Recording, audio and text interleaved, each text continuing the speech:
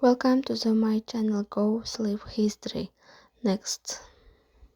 Before we begin our journey back to the brutal winters of medieval times, I wanted to extend a warm greeting to you, dear listener. Whether you're nestled under the covers, ready to drift off to sleep, or simply looking to unwind with some quiet, historical storytelling, I'm so glad you've chosen to join me tonight. If you don't mind, I'd love to know where in the world you're tuning in from and what time of day it is for you right now. Feel free to leave a comment and let me know. It's always such a delight to see the diverse community of history enthusiasts gathered here. And if you enjoy this style of calm, immersive tales from the past, go ahead and click that subscribe button so you don't miss the next installment. But for now, let's allow the stresses of the modern world to melt away as we travel back to a time long ago when winter's icy grip held far more peril than most of us could imagine. A time when the changing of the seasons brought not just inconvenience, but genuine fear for survival. Picture yourself in the countryside of medieval Europe. The last leaves have long since fallen from the trees, and the sun hangs low on the horizon, its weak rays doing little to warm the biting chill in the air. Frosty fields crunch underfoot as a breeze carries the first few flurries of snow. Winter is coming, and for the people of this age, that means one thing above all: hardship. The cold seeps in slowly at first, but it will linger for long months to come. The landscape will soon be blanketed in white, the rivers and ponds freezing over into gleaming sheets of ice. In a time before central heating and well-insulated homes, the promise of warmth is a distant dream for all but the wealthiest. But of course, it wasn't always like this. Medieval winters were not always so brutal, so unforgiving. There was a time when the seasons passed in a more predictable rhythm, when the arrival of snow was met with acceptance rather than dread. But then, something changed. The climate itself began to shift, ushering in a period that would come to be known as the Little Ice Age. Lasting from the 14th century all the way into the 19th, the Little Ice Age brought colder temperatures and harsher winters than anyone could remember. The reasons for this change are still not fully understood, but its impact was felt across the land. Crops failed, livestock perished, and the icy winds blew ever harder. One of the most famous examples of the Little Ice Age's fury was the Great Frost of 1709. That winter, temperatures plummeted so low that rivers and lakes froze solid. In London, the River Thames became a frozen highway, with people setting up shop and even lighting fires right on the ice. It was a surreal sight, but one that came at a cost. Many perished from the cold that year, huddled in their homes as the world outside turned to ice. But amidst all the suffering, there were some who found a strange sort of solace in the frigid weather. One such figure was a young Isaac Newton, then a student at the University of Cambridge. When the Great Frost hit, Newton was forced to return home to his family's farm. There, huddled by the fire, he found himself with ample time to ponder the mysteries of the universe. It was during this unexpected break that Newton began to develop some of his most groundbreaking ideas, laying the foundations for his theories on calculus and optics. Who knows what other great minds might have been sparked to brilliance by the quiet isolation of a long, cold winter. It's a reminder that even in the darkest of times, the human spirit has a way of seeking out the light. But for the vast majority of people in medieval times, winter was a season to be endured rather than enjoyed. The rich could afford thick woolen clothing, ample firewood, and well-stocked larders to see them through the lean months. But for the peasants and serfs who made up the bulk of the population, it was a very different story. Imagine waking up each morning in a one-room cottage, the air thick with smoke from the sputtering fire. Your breath mists in front of you as you rise from your straw mattress, careful not to disturb the shivering forms of your family members huddled around you for warmth. The cold seeps in through every crack and crevice, numbing your fingers and toes until they ache. Breakfast, if you're lucky, might be a meager bowl of porridge or some stale bread. The food from the previous harvest is beginning to run low, and you know that the long winter months will only bring more scarcity. The livestock too are suffering, their coats matted with frost as they huddle together in the barn, their breath steaming in the icy air. As the day wears on, you trudge out into the snow to gather what firewood you can. It's backbreaking work, and your hands quickly become raw and chapped from the cold. But you know that without a fire, your family will not survive the night. You think of your children, their small faces pinched with hunger and cold, and you press on. This was the reality for so many in medieval times.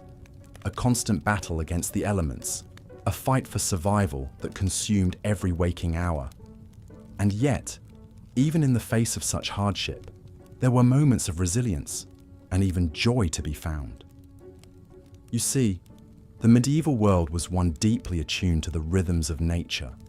The passing of the seasons was marked not just by changes in the weather, but by a rich tapestry of rituals and celebrations. And so, even in the depths of winter, there were glimmers of light to be found. One such beacon was the midwinter feast of St. Stephen, held each year on December 26th. For a brief moment, the rigid social hierarchies of medieval society were turned on their head, with a peasant or serf being crowned the Lord of Misrule for the day. This lucky individual would preside over a raucous celebration filled with food, drink, and revelry, a rare moment of indulgence in an otherwise austere existence. But perhaps the most enduring symbol of hope in the medieval winter was the simple act of coming together. In a world where survival often depended on the strength of one's community, the bonds of family and friendship took on a profound importance. Imagine, if you will, a small village huddled against the snow.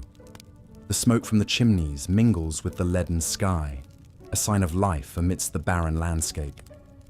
Inside the homes, families crowd together around the hearth, telling stories and sharing what meager scraps of food they have. There is a sense of unity here, a shared sense of purpose in the face of hardship. Neighbors trudge through the snow to check on each other, bringing extra firewood or a pot of stew to those in need. In the flickering firelight, faces are lined with weariness, but also with a quiet determination. They have survived winters past, and they will survive this one too.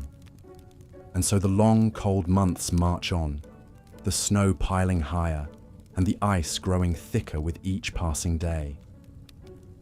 But even in the darkest depths of winter, there is a glimmer of hope on the horizon.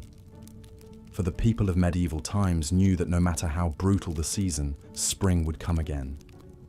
They watched for the first signs with a keen and practiced eye. The slight lengthening of the days, the softening of the earth beneath the snow.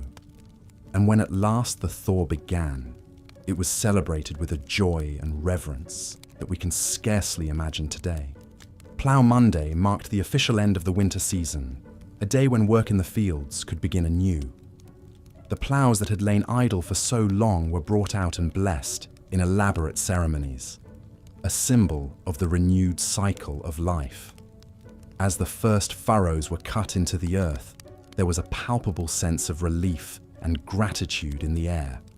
Life had been hard, yes, bitterly hard at times, but they had endured. Through the long dark of winter, through the hunger and the cold and the gnawing uncertainty, the people of medieval Europe had held fast to the promise of spring. And now, as the land began to thaw and green shoots pushed their way towards the sun, that promise was fulfilled. It's a resilience that is hard to fathom in our modern age of convenience and comfort. The idea of facing such relentless hardship year after year is almost unimaginable. And yet, there is something deeply humbling in the knowledge that our ancestors did just that. They faced the brutal reality of their world with a strength and fortitude that is nothing short of remarkable. They found hope in the darkest of times and joy in the simplest of things. And in doing so, they left us a legacy of resilience that echoes down through the ages. So the next time you find yourself shivering on a cold winter's day, take a moment to remember those who came before. Remember their struggles and their triumphs, their sorrow and their joy.